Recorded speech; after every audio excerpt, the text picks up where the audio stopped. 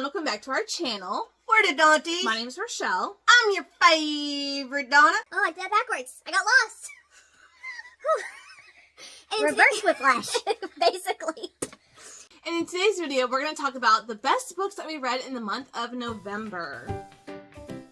So every month we like to talk about our top 3 favorite books that we read in that month. Mainly because we read so much and there's 2 of us and there's no way we could actually do a full wrap up. But if you ever want to know what we're reading, what we're liking, how we're rating books, you can always follow us on Goodreads, which is listed down below. So, do you want to go first? Sure. Okay. So, Behind Closed Doors by B.A. Paris. Yes. I really like this one. It was, think about your perfect couple. And she's a housewife, and anytime they have dinner parties, everything is perfect.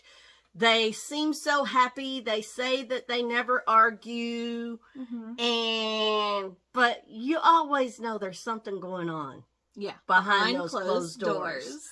And it is a bit of a revenge story. And I really enjoyed reading through that one to find out what happened in the end. Yeah. And I read this one, I think last year. I really enjoyed it. I own it, but I can't find it. So that's why we just have an image. But this one is a domestic thriller. So if you like domestic thrillers, this one is a really good one. Mm-hmm. I'm glad you finally got around to reading it because I really liked it. Yeah, it was a good one. Okay, so the first one I want to talk about is one that I do not own yet, but it will be in my next Book of the Month box because I am determined to own it. And it is The Unmaking of June Pharaoh by Adrienne Young. This one, I don't even know how to categorize it. It's kind of historical. I think they categorize it as magical realism because there is a little bit of a magical element to the story. Magic not real. True. I guess. But this story, I really can't tell you a lot about it because it will spoil the magical part of the story, which is, I don't think is listed anywhere in the summary. So I don't want to spoil that for you.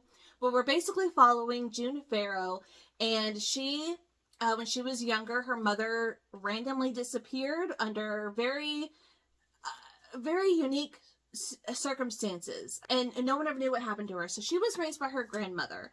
Now, this family, the Pharaoh family, has like this generations-long curse that has been put on them. There's a lot of things that have happened in their history, and so June, once she figures out what exactly is going on, she is determined to break the curse for her family.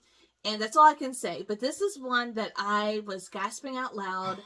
And to a point where she was like, okay, do you just want to keep reading? Because you're really enjoying it. I did read it through the library. And this is one that I will be owning because I absolutely loved it. It was so heartwarming, but also heartbreaking. It was just, you feel for June so much and what she's going through, and you're discovering what she is at the same time. So it's not like the reader knows what's going on and you're just waiting for the main character to catch up. No, like you're learning everything with her. It was so good. Such a magical story. I really enjoyed it. My next one is going to be Dead 11 by Jimmy Giuliano. I love this cover. It's so cool. My notes that I took for this one, it says, weird but good. Yes, this is, I think it's technically a horror book. So what is the story about? So basically there's this island, and everybody on this island is living the same day over and over and over again. Think like Groundhog Day. Yes. With Bill Murray. Bill Murray. Yeah. Basically, it's Groundhog Day every single day. And it's a day in the 90s that this island is reliving over and over. Hence the VHS. I think that's such a cool reference. You walk into a bar, and what's showing on the TV above the bar? The O.J. Simpson white Bronco chase. Yes. That's the day that they're reliving. Yes. So, and somebody goes to this island to look for somebody that went to that island and is now missing. Yeah. So they go to this island to look for the person that went there and then was never heard from again. And they start unraveling what's going on. Why is everybody reliving that one day? And it's interesting It watching is. it all play out, but It it's is. weird, but good. Exactly what you wrote in your notes. And you're also like you're following a couple of different storylines all about this island, because there's this another woman who goes there because her son died, and he had written the name of this island like in his room or something, so she goes to investigate. So she's like a newcomer trying to figure this out, and it was good. Even though it's horror, I really enjoyed it as well. And the cover is beautiful. Okay, so the second book that I want to talk about is a brand new release, and it is called Good Girls Don't Die by Christina Henry. So a couple of months ago, or maybe even last year, one of my favorite books that I read was from this author. So I was really excited to read her new release. And this one is strange, but it was so good. So you're basically following 3 different women in 3 different situations in their life.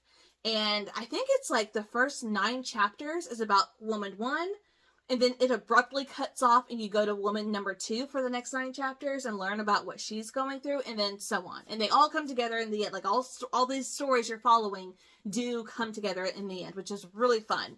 So I think this is considered horror as well. I would say it's more thriller than horror, but I'm not entirely sure. And you haven't read it yet, so no, you can't tell me. You can't help me out in that department. No.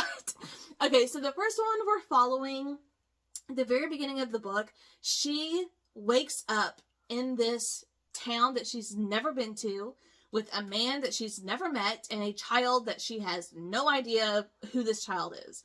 Who this kid? She has, it seems like, severe amnesia. And she fumbles through her day and figures out she has to go to work. This is her husband. This is her kid. And all these things happen. She has a neighbor at her business that they get in a lot of fights about, the dumpster and the parking situation, like just a really bad situation. The woman ends up dead and she finds the body. So then the cops assume that she's the one who killed her because they had an altercation earlier in the day, and she has no idea where she is, who she is, no idea what's going on. That's situation number 1. Number 2 is a woman who is going to a cabin in the woods with a bunch of her friends. They all die. Well, no, not technically, no. Oh. But they're in that cabin in the woods, isolation. It's in broad daylight, and they do start dying. They have no idea how they got there. None of them? Only the person who drove. And the person who drove is missing. And then everyone starts getting attacked, and everyone thinks it's a prank.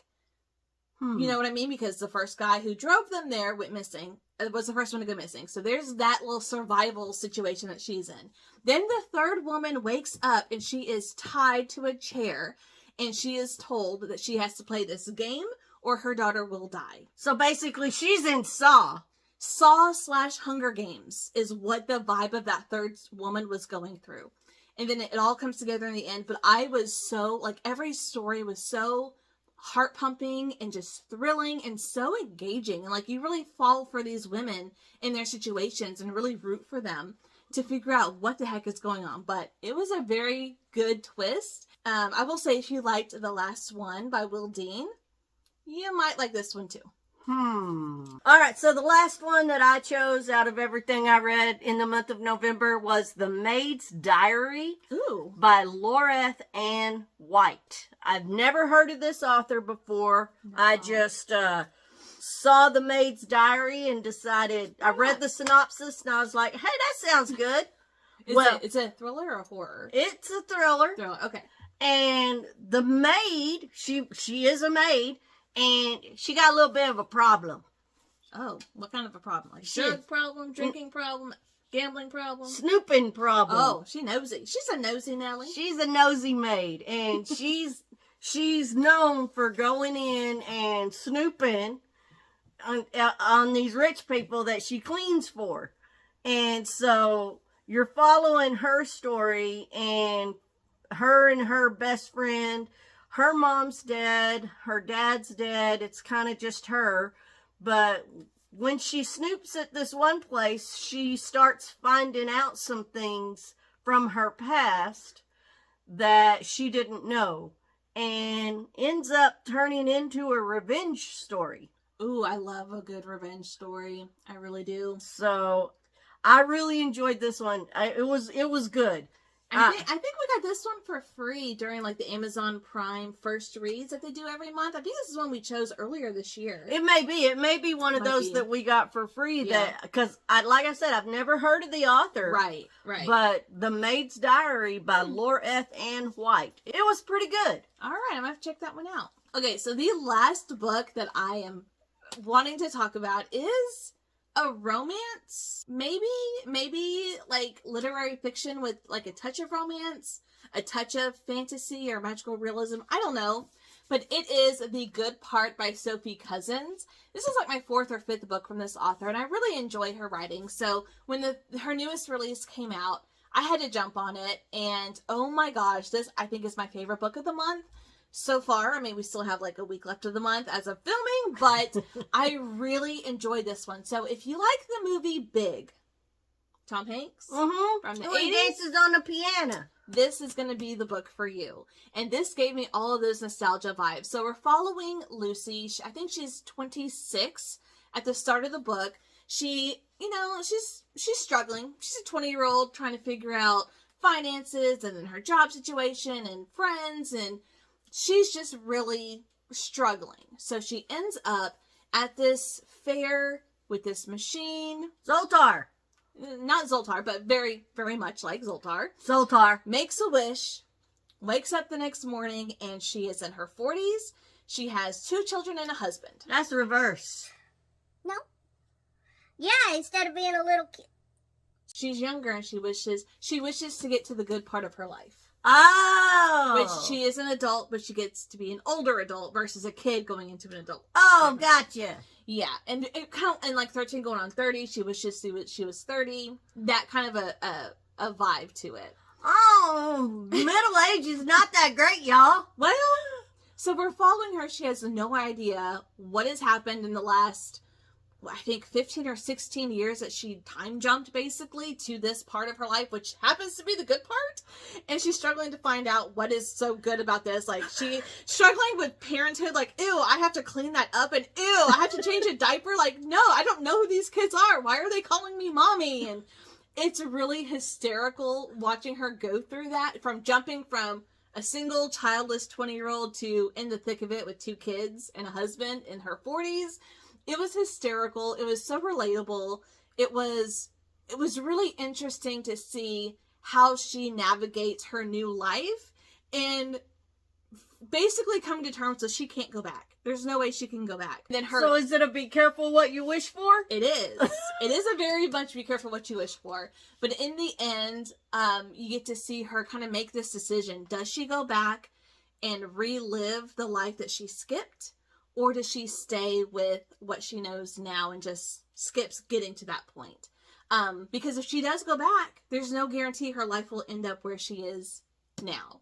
Because she's free to make her own decisions, and her life may not turn out the same if she does go back. So what's really funny is her son, I think he's 7 or 8, and he thinks she's an alien because she doesn't know where the school is. She doesn't know what his name is, his middle name, doesn't know anything about him. And so throughout the whole story, he keeps saying, Mommy's an alien, Mommy's an alien. The dad is like, what are you talking about? That's your mom. Who are you and what have you done with my mommy? Basically.